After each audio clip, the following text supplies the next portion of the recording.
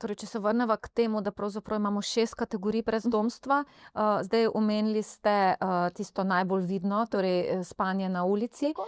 Omenili ste, nekoga, ki spi, na kavču pri babici ali pa pri Pri svojcih, prijatelju, tako. pri To je svojcih. 6. kategorija, ja. Kaj so pa še ostale? Potem druga kategorija so ljudje, ki spijo v prenočiščih, se pravi, to so neka nočna zavetišča. Žal v Sloveniji še vedno obstajajo programi, ki ponujajo samo nočno bivanje. Seveda kot neka prvi človeški odziv je, da mi ponudimo ponoči nekomu streho nad glavo. Ampak še enkrat, to mora biti krizna namestitev, a ne pa neki osnovni programi, ki jih konec koncev, ne vem, odločevalci ali pa tisti, ki Kaj to razpisujejo. pomeni nočna, Ta človek pride ob 8 zvečer nekam, potem tam prespi in mora iti ob 8 zjutraj ven. In potem čez dan mora tavati po mestu ali pa iti v razne dnevne centre ali pa tudi ne, in potem spet čakati, da se vrata odprejo, in spet iti v zavetišče, ne. Torej ti samo prespiš nekje, kar še enkrat, ja, to je dobrodošlo, da človek ne spi na ulici, če bi pozimi, ampak čez dan, ko je tudi mrzlo, človek tava okoli, a ne. Potem tretja kategorija so 24-urne namestitve, torej kjer so neka zavetišča ali pa naša nastanitvena podpora, kjer so ljudje lahko spet čez cel dan, kar je pač veliko boljša rešitev, da pač ti vseeno čez dan si nekje, imaš neki svoj prostor. Četrta kategorija je, včasih za koga presenetljiva, so ljudje, ki so v bistvu v nekih institucijah, pa ne bi rabili biti tam. Ampak ker nimajo kam iti, ostajajo v psihiatričnih bolnišnicah, je zelo veliko, teh primerov.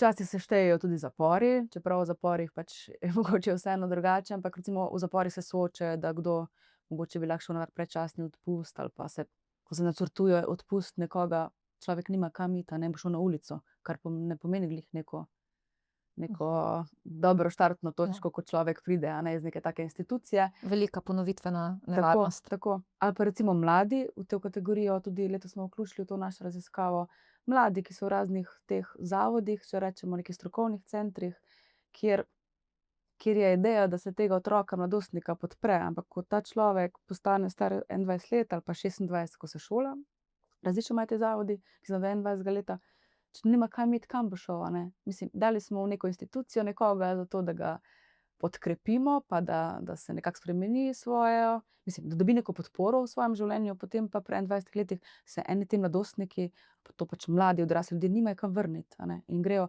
in velikokrat se zgodi, da pride na kralji ulice, kar je pač ni obetaven štart za nekoga. In to so recimo štirka, torej da so nekje v nekih institucijah in potem taki mladi včasih lahko celo kje ostanejo, kar je dobro. Peta kategorija so taka nekonvencionalna bivališča. Tudi raziskava v Ljubljani je pokazala, da zelo veliko več ljudi spi v nekih bazah, se reče tako žargonsko na ulici. To so neke zapuščene hiše v Ljubljani, jih je kar veliko, kjer ljudje v bistvu nekako si najdejo neko prenočišče. Daleč tega, da so to primerne hiše, ampak ne spijo res na ulici, In To so še vedno neogrevane hiše. to so zaskvotane hiše, tako. To so tiste hiše, ko jih vidimo včasih, ko so z deskami zabite, ali pa neke malo zapuščene, noben tam ne živi. Ali pa recimo kaka prikolica, kak avto tudi bi recimo lahko bil, ali pa neka baraka. Recimo včasih ljudje na kakih vrtovih, ko jih vidimo v vrtičkih po Ljubljani, spijo tam, Torej to so ljudje, ko jih ne vidimo, in v bistvu izkazalo se je lanska raziskava v Ljubljani, da več ljudi spi v takšnih okoliščinah kot pa na ulici v Ljubljani, To je peta, no, šesta sva pa rekla, pri sorodnikih ali prijateljih. Torej je širši ta pojem, ko pa mogoče sprva mislimo, Koliko je pa pri nas običajno, da bi ljudje denimo spali v, svojih avtomobilih, v prikolicah, to, kar vidimo velikokrat recimo po Ameriki, kjer stalno bivajo v prikolici, avtodomu ali pa v nekih večjih karavanih?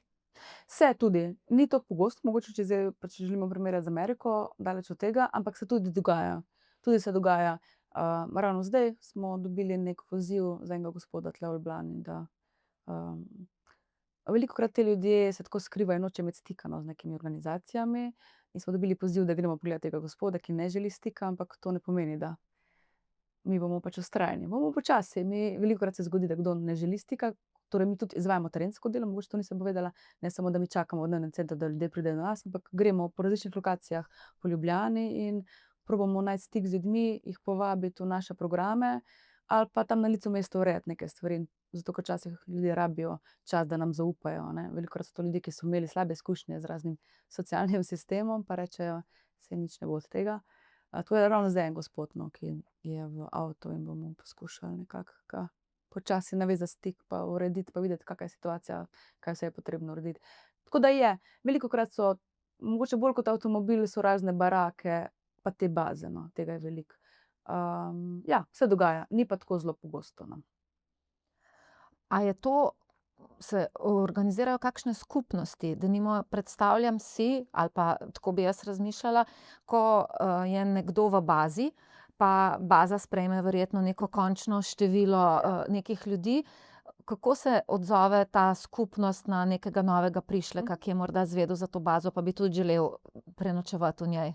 Ja, tako se mogoče tako o dveh stvareh govorijo ljudje, ki recimo bivajo v bazah, ker to je recimo velikokrat pripovedujejo o tem.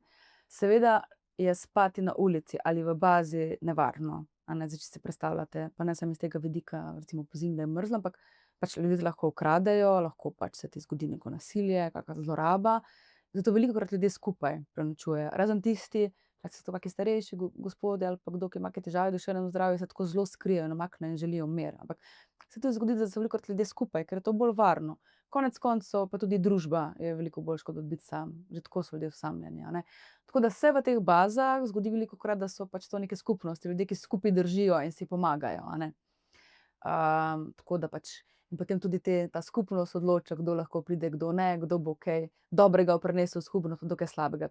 Tako kot je običajno, a ne, saj vedno tako rečemo, pač če smo neka skupnost, rečemo, nekoga sprejmemo, kaj bomo imeli od tega, v dobrem smislu, pa kaj je lahko ogrožajoče za našo skupnost to, a ne. Kar je pa treba povedati, je pa seveda pač življenje na ulici ali pa življenje v tej bazi recimo je pač seveda oportunistično, zato ker ti moraš preživeti. Ti moraš preživeti na ulici, pa moraš preživeti v tej bazi, a ne. Tako da so lahko vezi na neki način zelo močne, pa te vezi se lahko tudi hitro prekinejo, zato ker se lahko pač zgodijo neke izdaje, kraje, neke stvari, ne vem, včasih še posebej, če neka zasvojenost, recimo, zraven se ljudje pač lahko spravijo v neke konflikte. Ampak se mi zdi, da kljub temu, da želijo ljudje, kot vsi smo družbena bitja in želimo neki stik, je v bistvu ta preživetveni nagon, ki je preživetveni nagon tudi konec koncev, če potrebuješ, če si odvisen pa zasvojen, pa v bistvu rabiš, to je pač, če ljudje doživijo krizo, to je ena huda kriza, ne, sploh si ne znamo včasih predstavljati, tako hitro obsojamo, ampak ljudje se znajdejo v eni hudi čustveni, krizi, tudi fizični krizi, a ne. A morda vidite In kakšen zato vzorec? Kdo so ljudje ali pa iz kakšnih kriz izhajajo, da jih to pahne v eno od oblik brezdomstva? neki vzroki. Ja, velikokrat gre, pač večinoma mislim, pri osebah gre vedno za neki tak preplet nekih osebnih okoliščin pa nekih družbenih dejavnikov, a ne. Torej vedno moramo, žal še, sicer se neko javno mnenje izboljšuje, bi jaz rekla, da je več razumevanja, da ljudje razumejo neke zgodbe ozadje ali pa dajo v neki širši družbeni sistemski kontekst. Se pa še vedno zgodi ravno ta, ki ga imamo diskurz, neka individualna krivda in individualna odgovornost, a ne. Ljudje bi sami, če bi želeli, bi lahko delali, če Tako. bi se potrudil, bi lahko nekaj naredil, a ne. Zdaj, ko gledamo osebe, ki prihajajo k nam, večina ljudi prihaja iz nekih disfunkcionalnih familij, družin, kje pač že štartna pozicija ni bila enakovredna, če jaz primerjam s sabo. Ne vem, moja pozicija mojega izobraževalnega sistema, pač imam izobražene starše, imam starše, ki pač so me vedno podpirali, starši, ki so bili doma prisotni, ki so pač z mano delali domače naloge, ki so me podpirali na svoji poti, je bila drugačna kot pa nekdo, ki pač nima staršev, živi v enostarševski družini, ali so starši bili zasvojeni z alkoholom, bili so odsotni, imeli so duševne težave, ali so bile mame samohranilke, ki so delale in cele dneve, da so lahko preživele in niso imeli recimo te podpore. Torej ta štartna pozicija ali pa neizobraženi starši, a ne, pač kako lahko starši te podprejo. Veliko je teh nekih družinskih razmer, tudi ta raziskava. Zakaj omenjam to raziskavo? To je edina raziskava, ki je nekako nam dala prave podatke o Sloveniji, ki smo naredili lani, tako sistematična, na neki pravi metodološki način, postavljena raziskava, a ne. Tudi ta raziskava je pokazala, da so bile glavni razlog, tako, 40% oseb je reklo, da so bile družinske težave, bodisi pač že iz primarne družine, ločitve velikokrat, a ne, se ti podre svet, smrt partnerja, v smislu pač ostaneš brez vsega, Potem pa finančne težave tudi v smislu recimo izgube služb, izgube, nekega prihodka. Ljudje so bili ogoljufani recimo, pa so potem izgubili neke stvari. Pa zdravstvene težave. Tako da velikokrat pa gre za neki tak preplet lahko, se pravi, je neka zgodba, ki se te vleče iz otroštva. Tule se vedno vprašamo, pol kje je bil ta sistem, ki bi nekoga lahko ujel v nekem pravi situaciji, a ne. Torej zato rečemo, da je preplet osebnih pa družbenih okoliščin, a ne. Bile so neke osebne okoliščine, pa tule kot sistem mi nismo to osebo podprli, a ne. In ko še ta sistem tla ima tako luknje, ni te mreže, da bi človeka ujele, ko pada, potem pa človek pristane na dnu, ker brezdomstvo je zadnja točka, a ne. Mi si moramo to predstavljati, to je, ko se človek znajde v brezdomstvu, pomeni, da je veliko stvari šlo narobe ali pa da je veliko stvari na večih področjih človek, ne vidi več smisla vztrajati, izgubi neko upanje, a ne, in to je res zadnja točka.